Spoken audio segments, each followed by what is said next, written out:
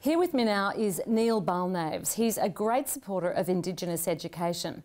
The Balnaves Foundation has made possible the establishment of a new Indigenous education hub at UNSW. It's called Balnaves Place, home of Neuro Gilly, and Neil joins us now to tell us about it. Hello. Thank you, Sarah. Tell us why the passion for you in terms of Indigenous education. I think it's something that probably my children inculcated me into as a result of their university educations and being involved, both my two eldest ones involved very much in the Indigenous education area, that we as parents saw there's a lot more than we saw in our generation. So that opened up our eyes, opened up our minds to getting involved in using the Foundation's money to support Indigenous issues, because there is a cultural divide, and unless all of us, and not just us, but all of us go together, that gap will take a long time to bridge. So how will the actual centre, the home of Neuro Gilly, help the Indigenous students on campus? What we came to learn from the experience of the medical scholarships here at the university was that you need to provide a support structure to the students whilst they are doing their degrees. Otherwise you get a much higher failure rate of them continuing to get to the end of the education. Didn't then make a lot of sense to say lose 20% of the people you started in medicine in year 3, 4 or 5. So the investment in that was something the university realised needed to be done. So they started Neuro Gilly as a way of providing that infrastructure support to the Indigenous students, and it has been without doubt a resounding success, and one of the reasons why UNSW does so well in this area. What are the benefits, though, for other UNSW students as you see it? I think they have, frankly, a lot of comfortably integrated Indigenous students studying with non-Indigenous students and overseas students. You really, it's an idealistic phrase to say United Nations, but the idea is that everybody can reflect on other cultures. And I think there's a lot to be learnt from understanding our Indigenous culture better.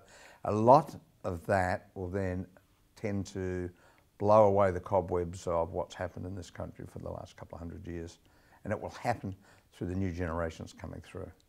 Tell me why you were so attracted to the initial scholarships you set up in medicine for Indigenous students. Why was that such a priority? It all stemmed from a visit my wife and I made to a number of outback missions. And we were really horrified, absolutely horrified at the conditions out there. And not only the social conditions of Indigenous people being basically penned up. You know, I've often said in an interview, this is my version of Guantanamo Bay inside Australia, that we were actually not only depriving these people of the ability and an equal lifestyle, but we had no way of trying to help them except throw money at it, which was not necessarily the answer at all. But worse than that is, there was a massive health issue aligned with this. And you know, to go into these camps and find the renal disease problems, the very high percentage of people on dialysis, the eye problems that were happening, the sores and the constant outbreaks of all sorts of skin diseases, and the weight issues and the diabetes that flowed from all this, it was absolutely, I guarantee, and if 90% of Australians really knew how bad it was, there would be an overwhelming reaction to addressing this issue. And we saw that, and then I thought, well, I can do the social thing and try and throw, you know, my 2 cents worth in, but that really if we could bring Indigenous medical students through, their ability to deal with their communities, both in the suburbs as well as in the country, might go a long way towards giving equal respect to them. I found it so hard when I was talking to a number of them out in the country.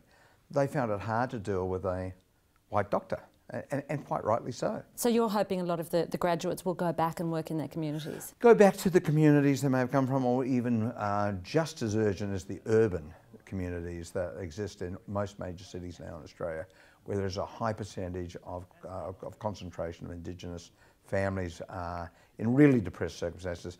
If those people do that, then I think we'll go a long way. Plus, we're also offering an incentive for them once they graduate to do that.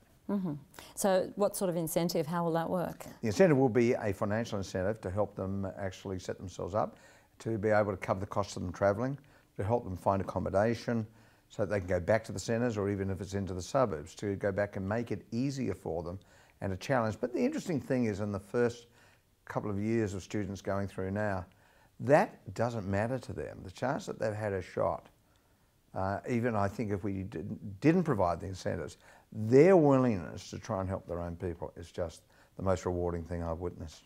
And now they'll have the Indigenous Hub to get support from other students and staff and technology. Correct. And so how are the students going? I know with you meet with them. How are they going in their medical degrees as you see it? Oh, it's really interesting. I've found it, it's almost like, well, not quite bringing up their own children, but they start off as young, obviously, 17, 18, 19-year-olds. They're a little insecure because they're in the city. They're going out, and by the time they're 23, 24, and they're in their second or third year before graduation, they have matured into such strong people that it's just like, you know, it's a very simple analogy, I know, but it's like your own children graduating. We don't really have a very strong culture of philanthropy in Australia. What would you say to other people who have the financial ability to do this kind of work? I think the people that have the ability, that don't need to understand that, is not hard to do. I mean, I see the world as having three groups of people. There are those that don't do it and have ample money to do it. There are those that have ample money and do it and do it very quietly.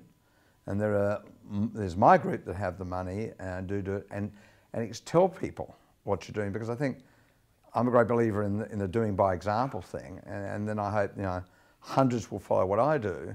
And I just don't think it's appropriate, as we used to in the old days, keep it under the table or in the cupboard. It was the wrong way to go about it. I think philanthropy is something, we're so far behind America per capita, we're so far behind England per capita. I just don't think people realise how enormously gratifying it can be.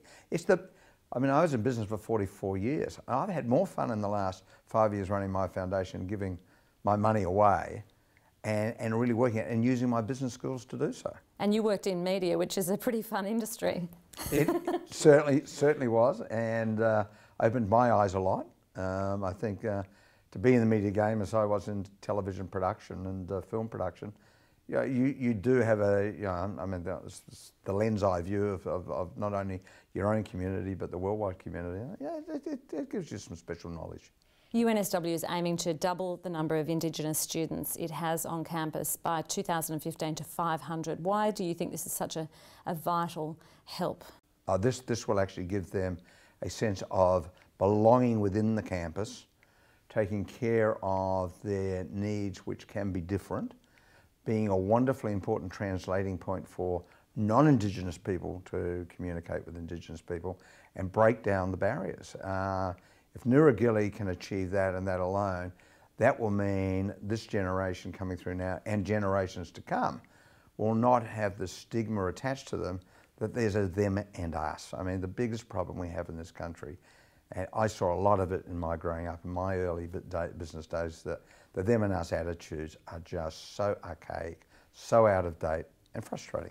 So, and ultimately, I suppose, also close that education and health gap between Indigenous and non-Indigenous communities. Well, I just can't wait for the time when going to an Indigenous doctor for a non-Indigenous person will be the accepted norm. What would you like the legacy of the Balnaves Foundation to be? I would like to see burying prejudices in our society.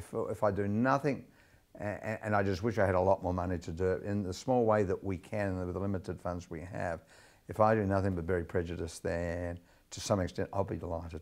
All right, well, all the best with it, and thanks for your time today. Thank you, Sarah.